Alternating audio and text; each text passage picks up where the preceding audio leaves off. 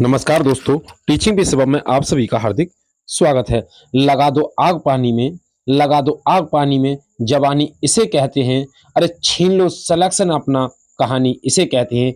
आइए देखते हैं विज्ञान विषय से संबंधित महत्वपूर्ण तथ्य पाचन तंत्र। तो पाचन तंत्र के बारे में संपूर्ण जानकारी आप ग्रहण करेंगे और आप वीडियो को बिल्कुल भी स्किप ना करें। तो आइए देखते हैं पाचन तंत्र और पाचन तंत्र की संपूर्ण जानकारी एक ही वीडियो के अंदर। तो पहला हम बात करें पाचन तंत्र। तो पाचन तंत्र की अगर बात करें कि पाचन तंत्र क्या होता है, तो पाचन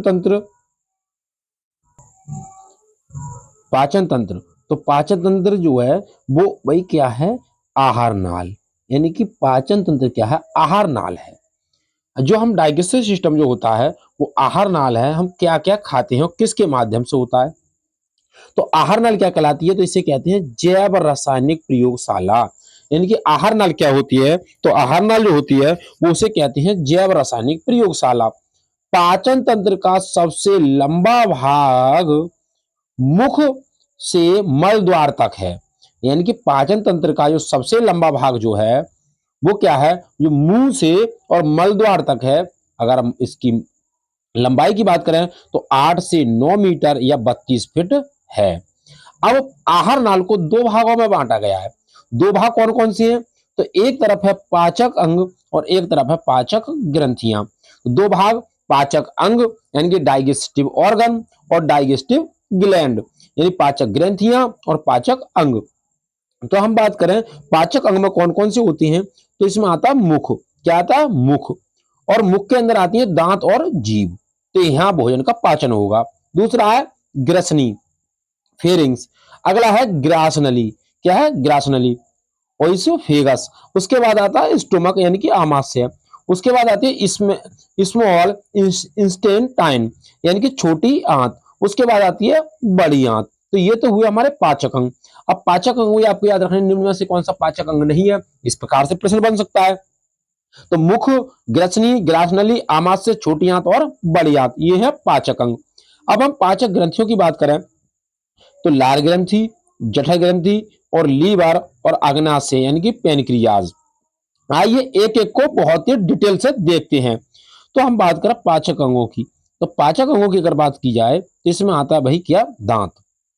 दांत और दांतों की अगर हम बात करें तो ये जो दांत होती है वो 0 से 12 वर्ष की उम्र में 20 दांत आ जाते हैं। 12 से 19 वर्ष की अगर बात की जाए तो 28 दांत आ जाते हैं। 19 से अगर ऊपर की ओर है तो 32 दांत आ जाते हैं। दांतों का अध्ययन क्या कहलाता है, दांतों का अध्ययन जो कहलाता है वो ओडोंटोलॉजी कहलाता है। दांतों का जो मजबूत भाग होता है, सबसे मजबूत भाग दांतों का क्या होता है, उसे कहते हैं इनेमल। क्या कहा जाता है, इनेमल। तो दांतों का सबसे मजबूत भाग इनेमल है। और इसका जो मध्य भाग जो पीला वाला होता है, मध्य भाग जो पीला वाला होता है दांत का, उसे कहते हैं डेंटाइन। क्या कहते हैं उसे, डेंटाइन। दांतों की अगर हम बात करें तो विषम दंती होती हैं, द्विवार दंती होती हैं और गर्द दंती होती हैं। 19 वर्ष के बाद एक अक्कल दांत आते हैं। यानी कि 19 वर्ष के बाद, जवान होने के बाद, 18 से 19 वर्ष के बाद अक्कल दांत निकलती है। दांतों की अगर बात करें तो दांतों में फ्लोरा फ्लोरोसिस की कमी से क्या होता है, तो दांतों में जो होता है फ्लोरा होता है फ्लोरोसिस की कमी से। अब हम बात करें ओसिन और सीए और फास्फोरस का निर्माण होता है। दांतों तक क्या होता है, कैल्शियम और फास्फोरस होता है। तो इसकी मजबूती का कारण क्या होता है, कैल्शियम फास्फोरस यानी calcium phosphate, sorry calcium phosphorus. दांतों की कुल संख्या की बात करें तो 32 होती है। दांतों की कुल संख्या की बात करें तो 32 होती है। और अस्थायी दांत की बात करें तो 20 होते हैं। और स्थायी दांत की बात करें तो क्या होती है, 12 होती हैं। तो 12 इसके स्थायी दांत होती हैं, अस्थायी दांत 20 होती हैं, कुल संख्या 32 होती है। ओसिन और कैल्शियम और फास्फोरस का निर्माण होता है। अब हम बात करें इसका फार्मूला क्या होता है, तो एक होता है डेंटाइन फार्मूला। डेंटाइन फार्मूला क्या होता है, ICP-PM-M यानी कि इंसीजर, कैनाइन, प्रीमोलर और मोलर। तो इसका जो फार्मूला होता है वो होता है 21/23, 21 और 23/21, 23 यानी कि ये होता है वयस्क में, एडल्ट में। ये फार्मूला किसमें होता है, एडल्ट में। आइए देखते हैं दांतों के प्रकार, फिर आप उसको बताएंगे फार्मूला के बारे में। दांतों के प्रकार की बात करें तो दांतों के जो प्रकार होती हैं वो 4 प्रकार के दांत होते हैं। कितने प्रकार के दांत होते हैं? 4 प्रकार के। तो पहला कौन सा होता है? पहला होता है इंसीजर। इंसीजर को हिंदी में कहते हैं किरदंत। अब दूसरा होता है हमारा कौन सा? कैनाइन, और कैनाइन को कहते हैं रदनक या छेदक। अगला होता है अग्र चमड़नक, इसे कहते हैं प्रीमोलर। फिर होता है चमड़नक, इसे कहते हैं मोलर। इसे क्या कहते हैं? मोलर। अगर हम बात करें भाई इंसीजर कितने होती हैं, तो इंसीजर को हम आई से शो करेंगे, और कैनाइन को सी से, प्रीमोलर को पीएम से, और मोलर को एम से। अब आई का जो फार्मूला होता है यानी कि 2 ऊपर और 2 नीचे, और 2 होता है हिस्सा, यानी कि एक की जबड़े के 4 जबड़े, इधर का जबड़ा, ऊपर वाला जबड़ा, नीचे वाला जबड़ा, तो इसका हुआ 2 से गुणा कर देंगे तो ये आ जाएंगे 8। तो इंसीजर के दांतों की संख्या होती है भैया 8, और कैनाइन के दांतों की संख्या कितनी होती है भैया? 4। और हम बात करें प्री मोलर कितने होते हैं, तो इनकी संख्या होती है 8, और हम मोलर की बात करें तो इनकी संख्या होती है 12। तो इस प्रकार से 8 4 12, और 12 और 12 कितने होते हैं? 24, और 8 4 32, यानी कि दांतों की संख्या कितनी हो गई? 32। अब बच्चे का जो फार्मूला होता है उसमें थोड़ा थोड़ा कम होता है। बच्चे का जो फार्मूला होता है वो होता है 21 21 और 0 2/21 02, यानी कि 21 02, ये होता है बच्चे का फार्मूला। तो हम बात करें इंसीजर, इंसीजर के बाद कैनर, कैनर के बाद प्रीमोलर, यानी कि बच्चे में प्रीमोलर नहीं होते हैं, यानी कि 0 0 दिखा रहा तो बच्चे में प्रीमोलर नहीं होते हैं। ये रहता है बच्चों का फार्मूला। और एडल्ट का जो फार्मूला होता है वो होता है 21 23/21 23। आइए देखते हैं, और हम बात करें किसकी भाई? जीभ की। अब दांत के बाद क्या आता है भाई? दांत के बाद आती है जीभ, क्योंकि जब भोजन खाएंगे तो सबसे पहले दांत आएंगे, और दांत के बाद क्या आती है? जीभ। अब जीभ में क्या होता है? इसे इंग्लिश में कहते हैं टंग। जीभ क्या करती है? भोजन का स्वाद बताती है। क्या बताती है? भोजन का स्वाद बताती है, और शब्दों का उच्चारण करने में मदद करती है। मुंह व दांत की क्या करती है? सफाई करती है। कौन? जीभ। भोजन को लार में मिलाने का काम कौन करती है? जीवा करती है। भोजन को निगलने में सहायक कौन है? जीवा है। मुख को गीला कर रखती है कौन? जीभ रखती है। हम बात करें भाई, जीभ मांसपेशियों से बनी होती है, और इसमें पुनरुत्पादन भवन की क्षमता यकृत के बाद सबसे अधिक होती है। सबसे अधिक पुनरुत्पादन भवन की क्षमता किसमें होती है? तो वो लीवर में होती है, और लीवर के बाद किसमें होती है? जीभ में होती है। ये पुनरुत्पादन भवन क्या है? तो पुनरुत्पादन भवन की अगर हम बात करें तो ये होता है ये अपने आप को ठीक कर लेना। आपने देखा होगा दांत से जीभ कट जाती है तो जीभ क्या हो जाती है? उसमें दबा लगानी पड़ती है, जीभ अपने आप ठीक हो जाती है कुछ समय के बाद, यानी कि आज जीभ कटी तो शाम तक ठीक हो जाएगी। तो ये होती है पुनरुत्पादन की क्षमता। हम बात करें भाई पीछे वाला जो भाग कहलाता है, ये वाला जो भाग है, ये वाला भाग क्या कहलाता है? तो इस भाग की अगर बात करें, इस भाग को कहते हैं पश्च भाग। और पश्च भाग किस काम करता है? तो पश्च भाग जो काम करता है वो कड़वा और तीखा का स्वाद बताता है। कौन? पश्च भाग। और ये बीच वाला जो भाग होता है, कौन सा? बीच वाला। बीच वाला जो भाग है, बीच वाला, इस बीच वाले भाग की बात करें तो ये होता है स्वादहीन, इसमें कोई भी स्वाद नहीं आता। अगर हम बात करें किसकी भैया, ये पार्श्व भाग है, ये वाला जो भाग है इसे कहते हैं पार्श्व भाग। इसे क्या कहते हैं? पार्श्व भाग। तो ये जो पार्श्व भाग किस काम आता है? ये खट्टा का स्वाद बताता है। पश्च पार्श्व भाग बताता है किसका? खट्टे का स्वाद बताता है। अगर हम बात करें पार्श्व अग्र मध्य भाग की बात करें तो ये नमकीन का स्वाद बताता है। ये वाला जो भाग है वो नमकीन का स्वाद बताता है।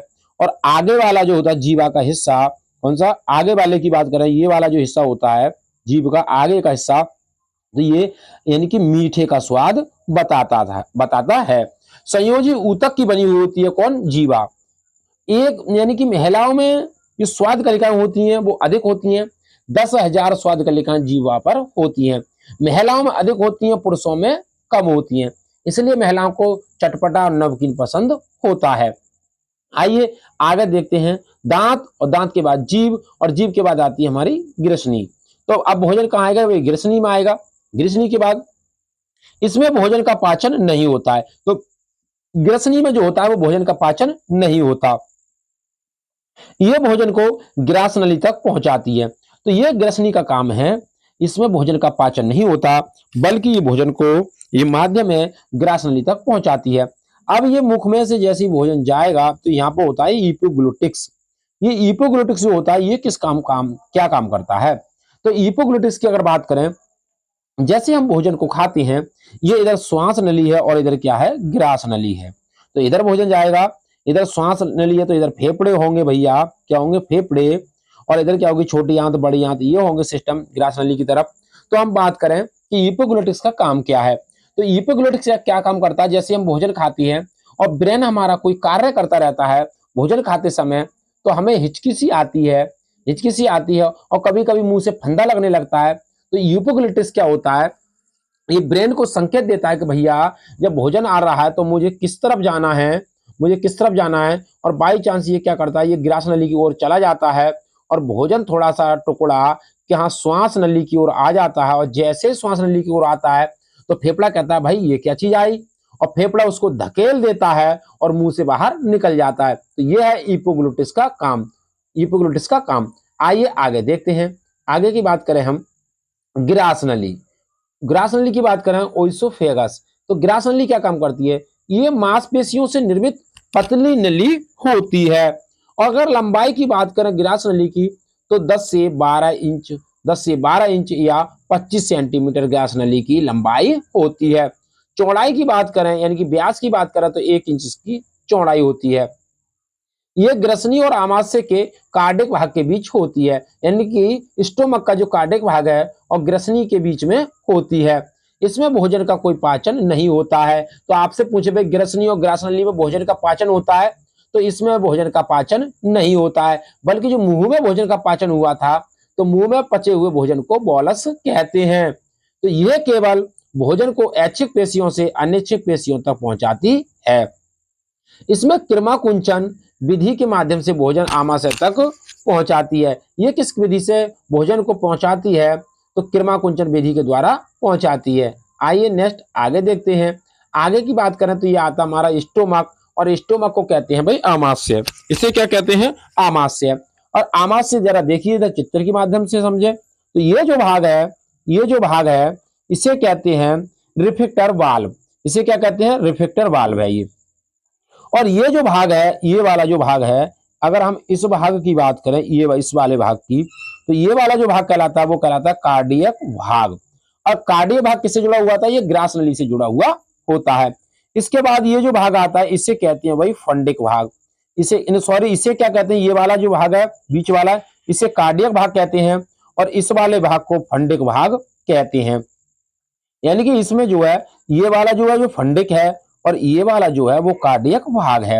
अगर हम बात करें तो ये कौन सा भाग है, तो इसे क्या कहते हैं, इसे कहते हैं सबम्यूकोसा। यानी कि ये सबम्यूकोसा है। अब होता क्या है इसमें, अगर हम इसकी बात करें, तो हम अगर बात करें किसकी, तो ये भाग किस किस के काम आते हैं, तो फंडिक भाग से जठर रस निकलता है। तो फंडिक भाग किस काम आता है, जठर रस के काम आता है, जठर रस निकलता है इसका। और कार्डियक भाग से ग्रास नली से जुड़ी होती है कार्डियक भाग। और ये हम बात करें इसकी जो परतें होती हैं, इसकी जो 3 परतें कौन कौन सी होती हैं, पहली परत का नाम है सीरोसा, दूसरी का नाम है सम्यूकोसा, और अगली का नाम है म्यूकोसा। 3 परतें होती हैं इसमें, कौन कौन सी भाई, तो सीरोसा, सम्यूकोसा और म्यूकोसा। अब म्यूकोसा जो परत होती है वो किसकी होती है, तो ये होती है HCl की बनी हुई। इसकी यानी कि इससे HCl का स्राव होता है, हाइड्रोक्लोरिक यानी कि हाइड्रोक्लोरिक अम्ल का स्राव होता है HCl, इससे म्यूकोसा परत से। आपसे पूछेगा भाई म्यूकिस यानी कि HCl का स्राव किस भाग से होता है, तो आमाशय से होता है। अगर आमाशय के अंदर जाकर पूछ ले तो कौन से, म्यूकोसा से होता है। ये जो भाग है इसे कहते हैं पाइलोरिक भाग। ये छोटी आंत से जुड़ता है ये भाग, और इसे कहते हैं पाइलोरिक वाल्व। पाइलोरिक वाल्व है ये, और ये होता है पाइलोरिक भाग।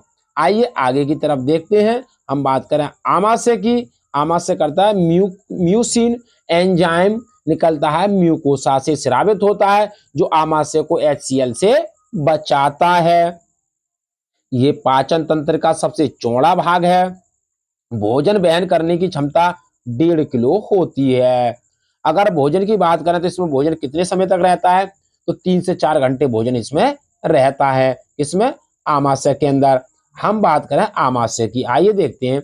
आमाशय में पाचित भोजन कायम कहलाता है। जिस प्रकार से मुंह में पचा हुआ भोजन बोलस कहलाता है, उसी प्रकार से पेट में यानी कि स्टोमक में पचा हुआ भोजन कायम कहलाता है। वसा प्रोटीन पाचन की शुरुआत होती है, यानी कि आमाशय के अंदर,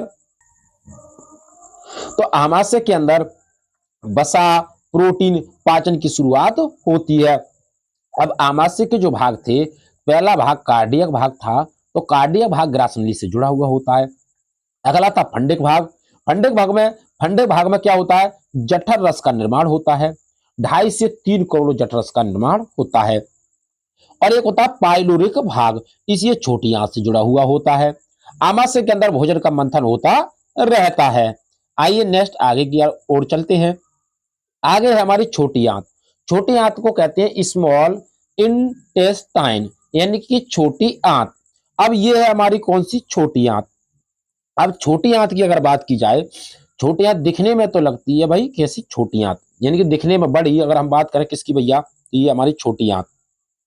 तो इसका जो भाग होता है कौन सा, इस छोटी आंत की, तो छोटी जरा इधर देखें, ये बड़ी आंत हमारी कौन सी, ये वाली बड़ी आंत है, क्या ये बड़ी आंत। तो हम बात करेंगे छोटी आंत की। और ये जो होती है, ये होती है कॉलोन। क्या होते हैं, कॉलोन। इसमें ई कोलाई जीवाणु का निर्माण होता है ये कॉलोन में। छोटी आंत के 3 भाग होते हैं, कौन कौन से भाई, तो इलियम, जेजुनम और डेडुनम, यानी कि इलियम, जेजुनम, डेडुनम। और हिंदी में कहते हैं इसे भाई क्षुद्रांत्र और मध्यांत्र और कौन सी, ग्रहणी, यानी कि पक्वास है। तो ये जो है, यहां से छोटी आंत ने ग्रहण किया, तो ये तो हमारी क्या कहलाई भैया, यानी कि यहां से छोटी आंत जुड़ी हुई है, तो इसे कहते हैं ग्रहणी या डेडुनम। और ये जो भाग है मध्य वाला, तो इसे कहते हैं जेजुनम या मध्यांत्र। और नीचे वाले भाग को कहते हैं क्षुद्रांत्र या ईडियम। ये होती है अपेंडिक्स। क्या होती है, अपेंडिक्स। अपेंडिक्स आहार नाल का सबसे लंबा भाग है, कौन, अपेंडिक्स। अगर हम बात करें किसकी, अपेंडिक्स की, सॉरी अपेंडिक्स, आहार नाल का नहीं भैया, सॉरी ये नहीं है। हम बात करें किसकी भी, अपेंडिक्स की। तो अपेंडिक्स जो होती है, ये मनुष्य में अब काम नहीं करती है, कौन, अपेंडिक्स। आइए आगे की ओर देखते हैं। आगे की हम बात करें भाई किसकी, भाई छोटी आंत। अब छोटी आंत की बात करें, भोजन का अवशोषण करती है छोटी आंत। और भोजन का पाचन सर्वाधिक होता है इसमें, यानी कि भोजन का सर्वाधिक पाचन होता है। इसके भाग जो होते हैं ग्रहणी, मध्यांत्र और क्षुद्रांत्र। ग्रहणी, मध्यांत्र और क्षुद्रांत्र। तो इलियम, जेजुनम और डेडुनम। तो ग्रहणी के अंदर क्या होता है, भोजन का सर्वाधिक पाचन होता है ग्रहणी में।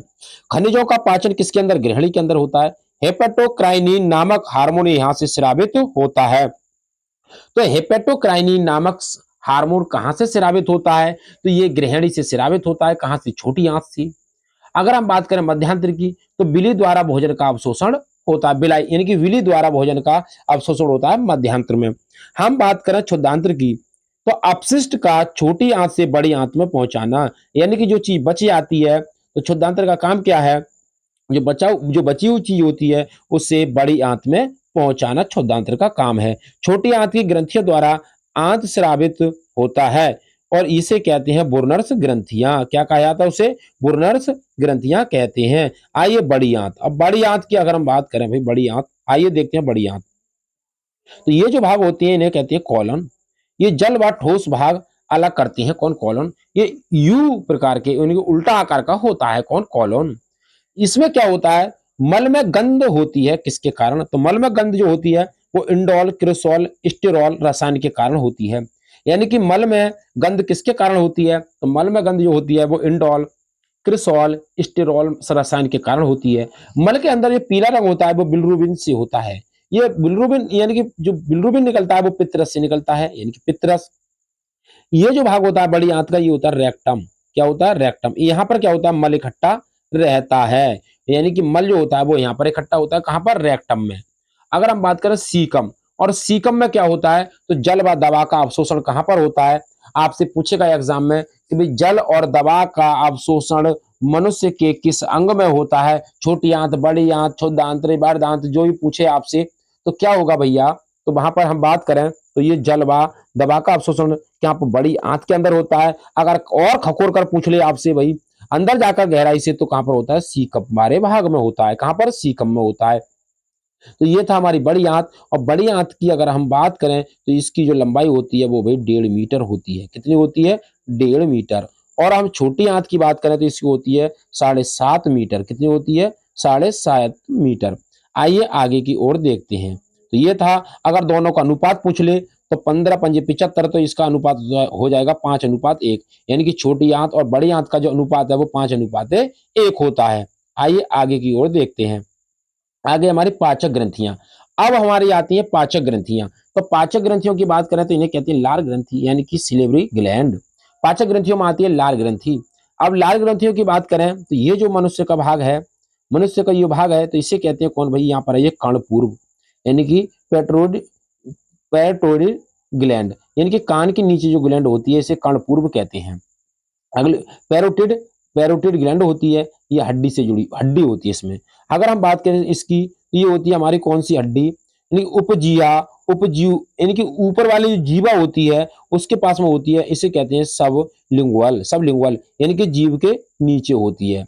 अब हम बात करें भाई अधोहनु क्या होती है, तो ये जबड़े के नीचे वाले भाग को क्या कहते हैं, अधोहनु कहते हैं। मैंडिबुला हड्डी होती है। आइए आगे की ओर देखते हैं, हम बात करें भाई पाचक ग्रंथियों की। पाचक ग्रंथियों से होता क्या है, लार ग्रंथि। अब आइए लार ग्रंथि, आइए देखते हैं पाचक ग्रंथियों में लार ग्रंथि। तो हम बात करें भाई लार ग्रंथि की, तो लार का जो पीएच मान होता है वो 6.8 होता है। लार में जल की मात्रा की बात करें तो 99% होती है। लार में क्या क्या होता है, तो केसीआर, एनएसीआर और म्यूसिन और अन्य चीजें होती हैं। हम बात करें किसकी भाई, के लार में, तो टाइलिन एंजाइम होता है, एमाइलेज और माल्टोज होता है। स्टार्च या चोकर को ये क्या करता है, ये माल्टोज में बदलता है। किसको, स्टार्च चोकर इसे कहते हैं बोलास, तो इसे किस में बदलता है, माल्टोज में बदलती है कौन, लार। लार की अगर बात करें तो लाइसोसाइम भोजन के जीवाणु को निष्क्रिय करना, ये किसका काम है, ये इनकी लार का काम है, जीवाणुओं को निष्क्रिय करना। कार्य की बात करें तो ये कार्य क्या है, जीव का कार्य है भोजन को गीला करना, मुख को गीला करना और एंटीसेप्टिक और जल संतुलन में काम करती है कौन, हमारी लार ग्रंथि यानी कि लार। हम बात करें भाई अधोहनु क्या होती है, तो ये होती है यानी कि जीवा के नीचे, यानी कि अगला होता है अधोजीवा, अगला होता है हमारे कर्णमूल।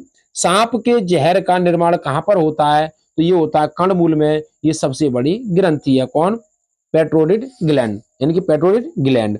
आइए आगे की ओर देखते हैं, तो ये हुई हमारी लार ग्रंथि। लार ग्रंथि की बात करें अगला आता है हमारा भाई लीवर। क्या आता है, लीवर। लीवर का रंग कैसा होता है, तो लाल रंग का होता है। लीवर की बात करें तो रोग इसमें होती है भाई पीलिया और लीवर सिरोसिस होता है, इनकी पीलिया हो जाती है और लीवर सिरोसिस हो जाती है। हम बात करें लीवर के जो अन्य नाम है, इसको यकृत कहते हैं, इसको जिगर कहते हैं, इसी को कलेजा कहते हैं, ये उसके अन्य नाम है। हम बात करें भाई इसमें क्या क्या होता है, तो इसमें उपापचय, वसा, प्रोटीन और कार्बोज का पाचन होता है, यानी कि वसा, प्रोटीन, कार्बोज का पाचन। हम इसमें निर्माण किस किस चीज का निर्माण होता है, तो लीवर के अंदर जो निर्माण होता है वो थ्राम्बोप्लास्टिन, प्रोथ्राम्बिन, प्लाज्मा, आरबीसी और पित्रस का निर्माण होता है। तो कौन कौन सी चीजें लीवर के अंदर बनती हैं, तो थ्राम्बोप्लास्टिन, प्रोथ्राम्बिन, प्लाज्मा, आरबीसी और पित्रस का निर्माण होता है। लीवर मानव शरीर की सबसे बड़ी ग्रंथि है कौन, यकृत, जिगर, कलेजा। हम बात करें भाई सबसे बड़ी ग्रंथि तो हो गई है, इसकी अगर हम बात करें वजन की तो 1.5 किलो से 2 किलोग्राम इसका वजन होता है।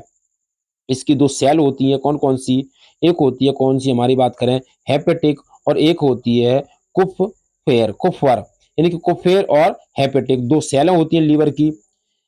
अध्ययन इसका क्या कहलाता है, तो लीवर का जो अध्ययन वो हेपेटोलॉजी कहलाता है। आपसे पूछ रहे भाई लीवर के अध्ययन को क्या कहते हैं, तो लीवर के अध्ययन को हेपेटोलॉजी कहते हैं। लीवर में क्या क्या संग्रह होता है, तो एक तो ग्लाइकोजन, एक आयरन और एक होता है हमारे कॉपर, विटामिन B1, B6 और B12 का निर्माण यानी कि संग्रह होता है। कौन कौन सी चीजें लीवर के अंदर होती हैं संग्रह, तो glycogen, iron, Cu, vitamin B1, B6 और B12 का संग्रह होता है।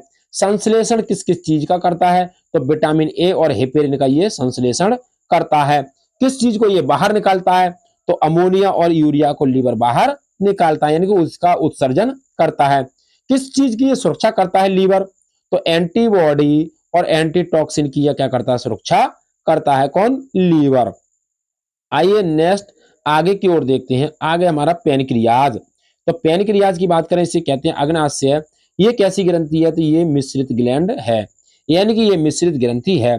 मानव शरीर की दूसरी सबसे बड़ी ग्रंथि है कौन, अग्नाशय, और मिश्रित ग्रंथि है यानी कि मिक्स्ड ग्लैंड है कौन, अग्नाशय। अग्नाशय की अगर बात की जाए, इसके जो बाह्य श्रावी जो भाग है, इससे इससे पूर्ण पाचक रस निकलता है और इसका जो पीएच मान होता है वो 7.8 से 8.5 तक होता है। किसका भाई? पूर्ण पाचक रस निकलता है पैनक्रियाज के बाह्य स्रावी भाग से। और इसके पैनक्रियाज यानी कि अग्नाशय के जो अंतःस्रावी भाग होता है, इससे जो निकलता है, इससे लैंगर-हैस की दीपिका निकलती हैं और ग्लूकोज का निर्माण होता है। और लैंगर-हैस की दीपिकाओं से ग्लाइकोजन और ग्लाइकोजन से ग्लूकोज बनता है। और इसी से क्या होता है? इंसुलिन, सोमेटोस्टेलिन। तो अगर हम बात करें भाई पैनक्रियाज, तो पैनक्रियाज मानव शरीर की दूसरी सबसे बड़ी ग्रंथि है और इसे मिश्रित ग्रंथि के नाम से जाना जाता है। अंतःस्रावी भाग से लैंगर-हैस की दीपिकाएं, बाह्य स्रावी भाग से पूर्ण पाचक रस। तो उम्मीद करता हूं दोस्तों विज्ञान विषय से संबंधित जो पाचक तंत्र था इसको समझाने की कोशिश की है। यदि आपको वीडियो अच्छी लगी हो तो वीडियो को ज्यादा से ज्यादा शेयर करें और लाइक करें और कमेंट बॉक्स में वीडियो से संबंधित अपना सुझाव अवश्य दें। ऑल द बेस्ट, थैंक्स, जय हिंद, जय भारत।